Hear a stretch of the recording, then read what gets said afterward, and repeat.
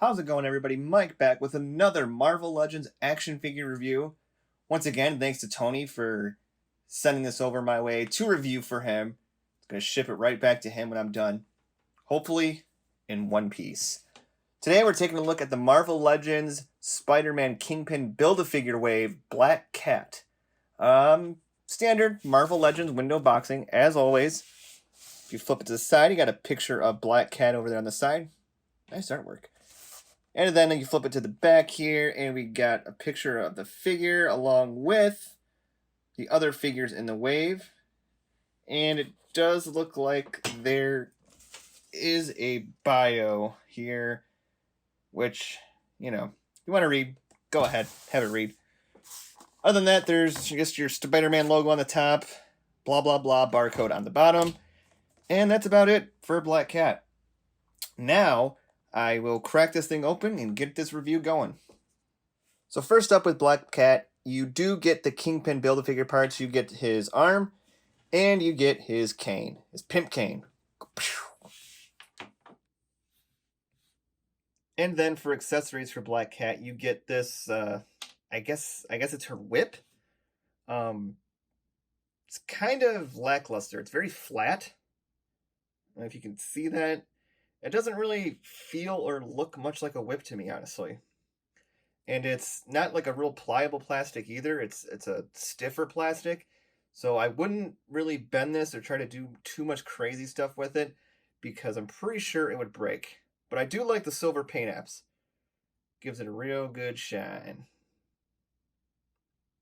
And here's Black Cat out of the package in her new costume design. I think this one is... or was debuted in one of the issues after Peter Parker came back and was officially Spider-Man again after that whole Superior Spider-Man Doc Ock stuff. So this is her newer appearance. Little bummed we didn't get a more classic-looking Black Cat. Not gonna lie, I know it's a bit more of a revealing outfit, but that's kind of the version that most of us are familiar with. But I think given the revealing nature of the outfit, I don't think Hasbro has any time or any plans, at least, to reveal that anytime soon. Although they did release a 90s Psylocke, so you never know. Alright, so taking a look at the figure, the head sculpt's a little, I don't want to say jarring, but I know what they were going for. They're going for more of a kind of a, not sinister, but mischievous look on her. So, I mean, it works. You got the cat eyes up here and on her collar, and here she has the fur, which is pretty nice, and then she has her whip on her belt. Simple figure, but you know what? I kind of like it. I liked it a little bit more than I thought I was going to. Not the biggest fan of this particular suit design, but it works. The hair has a really nice flow to it, good sculpt. Hasbro's really stepped up their game when it comes to the female's hair. I can say that. But I mean, it's a simple figure, but it works. I mean, the character, she has a simple design, so there's not really much craziness they could do with it. Check out the hands. This one's kind of like ready to claw you. And they're real soft. They're very, very soft plastic. I actually was kind of shocked, which is good because they're kind of thinner fingers. They got the point on them, so you don't want anything chipping or breaking or anything like that. But yeah, not too bad. Not too bad at all.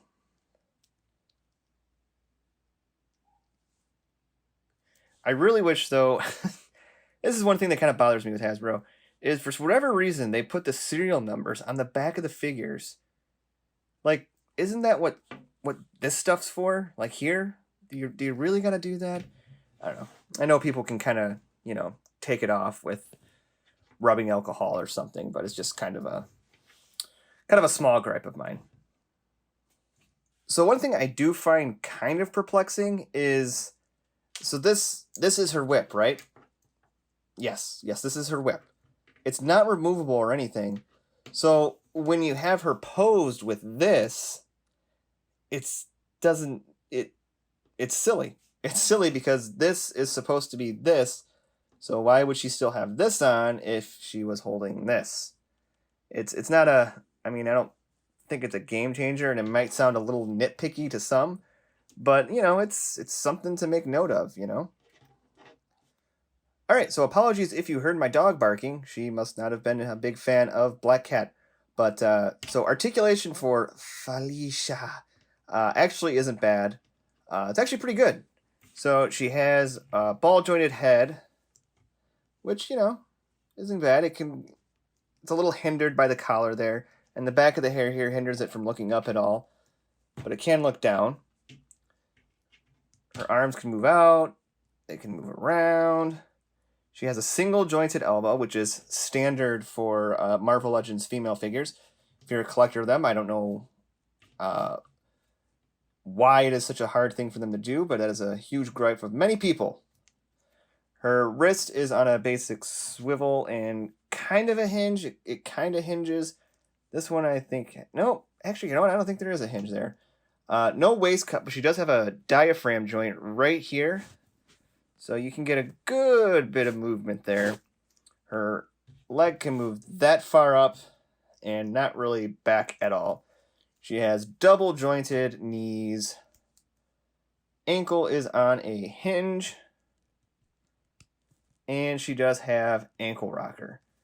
So, no complaints on articulation here. I wish we could get a little bit more movement out of the head, but hey, that's about it. And here's a quick size comparison. We have Black Cat with Ultimate Spider-Man and Ben Reilly Spider-Man, Scarlet Spider, I should say. Nothing that we don't already know. They fit in great scale together, so she'll fit in great with all your Spider-Man collection. And just to give you a bit of an idea of some of the different female molds from Hasbro, we have Walgreens exclusive Mystique, Hasbro Legends Spider-Gwen, and of course the Juggernaut Wave Rogue. And it's a good variety here.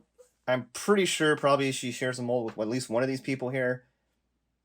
I'm not that in depth with things and knowing who shares what mold with who, but I think it's a good, from where I can see, it's a good variety of different body types. So, yay Hasbro.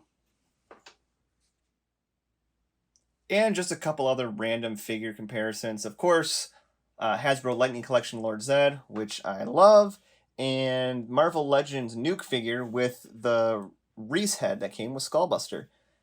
And I kind of like the different size comparisons with these two. It really shows how Hasbro has come along and doing all the different body types, and just something that I don't know, I kind of geek out over. It's the little things that matter, really. All right, and there you have it. All in all, not a bad figure. I definitely like it a lot better than the 6-armed Spider-Man. There's a lot more articulation, a lot more you can do with it. I wish the head had a little bit of better movement, but you know what? At least we have this stuff here to kind of help as far as posing goes. I think she would be a great addition to any collection. I do wish, like I said, maybe they had a more classic look, something I'm more used to as far as the character goes. But, what can you do? If you need a Black Cat, this is definitely one to pick up. If you like this video and you want to see more, be sure to click subscribe and click the bell notification for updates and making sure you catch up on all the great stuff that we're putting out here on the Kapowcast YouTube channel. We will see you next time.